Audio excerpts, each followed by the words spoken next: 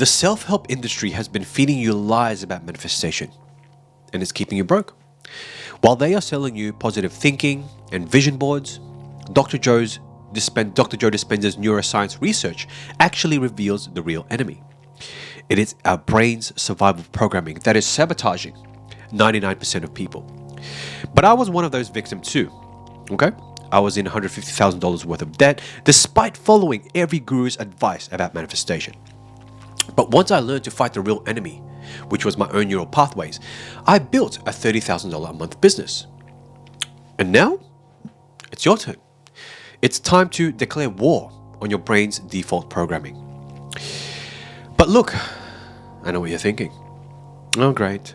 Another YouTuber telling me that my thoughts create reality while probably living in his mum's basement. But stick with me, because what I'm about to share isn't another manifestation technique. I am about to show you why your brain is literally wired to keep you poor. And the three blocks, they're actually neurological blocks that are cock-blocking your manifestations. So stick around for that, because by the end of this video, you will understand why affirmations feel like you are lying to yourself, why visualization makes you feel like a delusional optimist. But most importantly, you're going to understand the one neurological shift that makes manifestation as automatic as your brain's ability to find problems with everything. Okay, let's be real. Pay attention. Your brain is basically a paranoid security guard that got hired 200,000 years ago. But he never got the memo that we are not being chased by saber-toothed tigers anymore. Okay? Now this thing is called your default mode network, which sounds like your brain's screensaver, but it's actually way more annoying because it's keeping you stuck in past patterns like a broken MP3 player. Except your default mode network isn't playing your favorite songs. It's actually playing Why You Suck, the greatest hits album. That is what's playing at the moment. Pay attention, because this is what's really happening. You see, when you are stressed, or when you are in survival mode, aka stressed, or when you feel like a saber-toothed tiger is chasing you, but it's not a saber-toothed tiger anymore. Maybe it's your coworker, right? When you are stressed, this is what's happening. And let's be honest, most people's default state is probably stressed out. So it's pumping cortisol, it's pumping adrenaline, and it's preparing you to run, fight, or hide. And these stress hormones literally block the creative states needed for manifestation. It's like you trying to paint a masterpiece while someone is yelling at your ear, fire, fire, right? And your brain goes, oh shit, we're in survival mode. Okay, cool. Let me shut down everything that is not immediately necessary for not dying. Okay? Now, Dr. Joe Dispenza's research actually shows that when you are in high beta brainwave states, which is basically your brain on espresso and anxiety, you can't access alpha and theta states where manifestation actually happens. It's like trying to tune into a radio station while standing next to a construction site.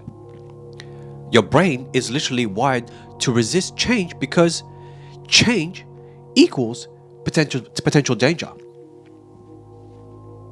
Okay?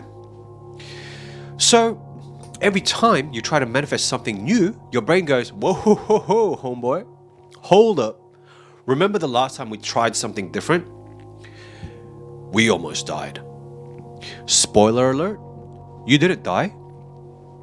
You just felt uncomfortable for like 5 minutes.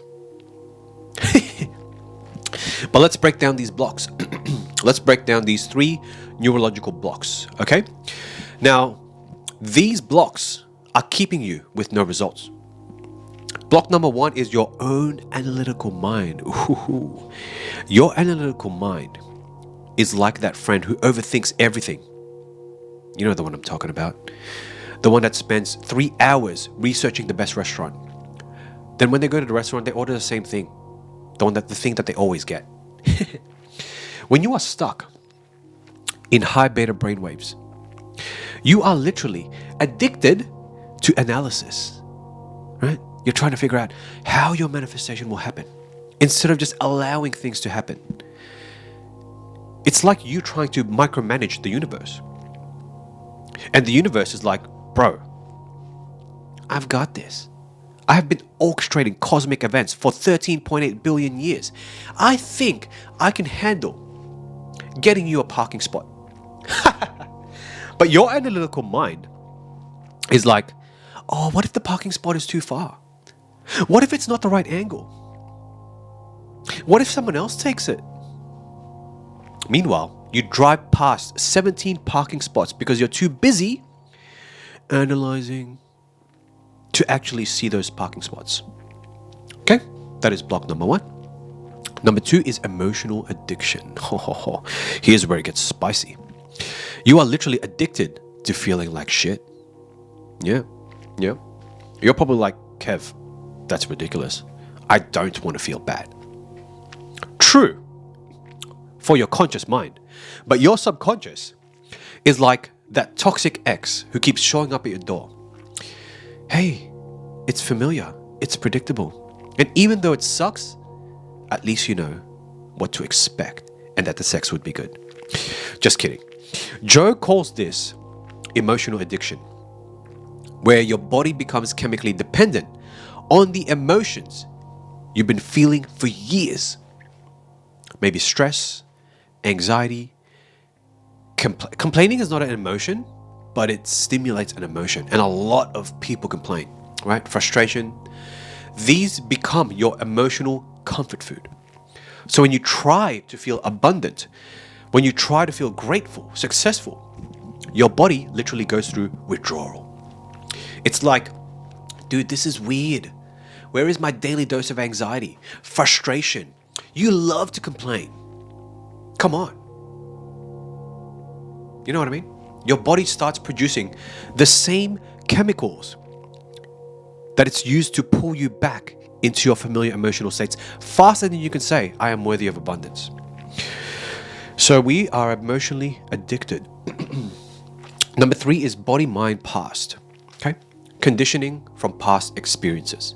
Your body is basically a living, breathing museum of every crappy thing that has ever happened to you. Every rejection, every so-called failure, every time someone told you money doesn't grow on trees. It is stored in your cellular memory. Okay? It is like the world's most depressing photo album. And so, when you try to manifest something new, your body goes, hold up. Remember when we started that business and it failed? How much money did you lose? What did your parents say? They knew that you would fail, huh? Remember when you asked for that raise and you got laughed at? Let's not do that again. Your body literally becomes the past. It's like being haunted by a ghost or your old broke self, except the ghost is actually you. And it's not going anywhere until you do something serious like an energetic exorcism. That is why you can think positive thoughts all day. But if your body is still carrying the emotional signature, which links back to number 2, the emotional signature of past failures, you are basically trying to drive forward while your brake is on. Your handbrake is on, actually, while your handbrake is on. Okay? Now that I've thoroughly got you depressed with how screwed up your brain is, let me give you some hope. Because here's what neuroscience actually shows about manifestation. Now, the Heart Math Institute, I love those guys. They discovered something wild. Your heart has its own nervous system. Heck yeah. Way better than your brain. It's got about 40,000 neurons. Yeah, it's got 40,000 neurons in your heart. And so your heart thinks, and it has a mind of its own, which explains why you make such terrible decisions when you are heartbroken. Yeah, remember that? But here's the cool part. When your heart and brain are in coherence, basically when they're vibing together like a good duet or they have a romance with each other, you create a measurable electromagnetic field that is about 8 feet wide beyond and around your body. You become a walking manifestation antenna. You are literally broadcasting your desires into the quantum field moment after moment. Not because when you do a technique, not because when you do a manifestation ritual, you are like a human radio tower, except instead of playing top 40 hits, you're playing Give Me Money, P. Diddy remix. Just kidding. Just kidding. No more P. Diddy. Joe's research actually shows that when you combine a clear intention and elevated emotion, that is the formula. Not just thinking about what you want, but feeling grateful for it internally for no reason at all. You literally rewire your whole state of being. Excuse me. You create new neural pathways faster than your brain can say, but we've never done this before. It is like building a superhighway directly to your desires while your old limiting beliefs, they're stuck in traffic. That's what it is like. The key, listen carefully, is elevated emotions. Not just feeling good, but feeling the emotions of your future self. Okay, feeling grateful, abundant, successful. Not because of what you have, but because of who you are. However, if you are emotionally addicted to your past, oh my gosh, you need to get back into homeostasis and rewire your nervous system, because you can't feel elevated emotions while feeling emotional addicted to failure. Okay? Now, your prefrontal cortex is the CEO of your brain, and this is where the magic happens. This is where you can literally think greater than your environment, think greater than your body. When you activate your prefrontal cortex through meditation and elevated emotions, you can literally download information from the quantum field. Quantum field, Akashic records, whatever it is to you, okay? Universal mind, infinite intelligence. But you start getting insights, ideas, and opportunities that seem to come out of nowhere. It's like having a direct hotline to the universe's customer service department. Instead of being on hold for 3 hours, you get immediate assistance. You get the VIP service, okay? Now, let me tell you why every manifestation technique you've tried maybe has failed. Let's start with affirmations, okay? Good old affirmations. Saying I am wealthy while feeling broke is like trying to convince your GPS that you are in Paris while you're sitting in pajamas in America. Your subconscious is like, nice try, but I can literally feel your bank account crying. Affirmations without emotional intensity or an elevated emotion, it's just positive lying. Okay? You are basically gaslighting yourself, and your subconscious, no bueno, it does not like that. You got that? Now with visualization, most people visualize from their analytical mind, which is like trying to dream while you're awake. You are thinking about visualizing instead of actually feeling into the experience. Put the VR headset on. Real visualization is not about becoming, it's about becoming the person who already has what you want. It's not about seeing yourself with $1 million. It is about feeling how a millionaire feels when they wake up in the morning. Okay, spoiler alert, they don't check their bank balance every 5 minutes.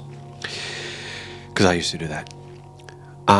Next is trying to think your way. That's why analytical mind is the #1 block. You're trying to think your way into a new reality. This is the biggest mistake. You cannot think your way into a new reality because thinking is what got you into your current reality in the first place. Now, Einstein, the nerd, cool nerd, he said you can't solve a problem from the same level of consciousness that created it. But most people are trying to manifest abundance from their same broke consciousness that created their existing financial patterns. Simply, you can't create a new life as your old self, right? So, what do the 1% of people who actually succeed do? What do they do differently? Well, 3 things. First, they move from survival to creation. Okay? Move from survival mode to creation mode.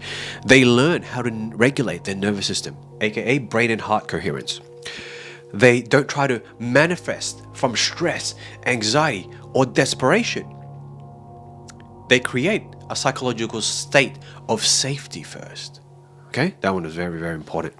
It is like the difference between trying to paint a masterpiece during an earthquake versus in a peaceful studio. Same artist, same materials, completely different results. Next, they access alpha and theta states, brainwave states. They know how to drop into those brainwave states where manifestation actually happens. Now, they don't try to force outcomes from high beta, anxious states. You might as well just work hard for your creation. You know what I mean? 3D matter to matter stuff. They literally transcend their current identity and step into the quantum field of infinite possibilities.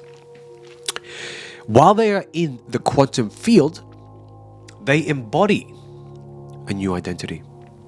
This is a big one. They don't wait for results to feel successful. They feel successful first. Then the results follow. They understand that you don't attract what you want. You attract who you are. So they become the person who naturally attracts what they desire. Look, your brain isn't broken. No, it's just running outdated software.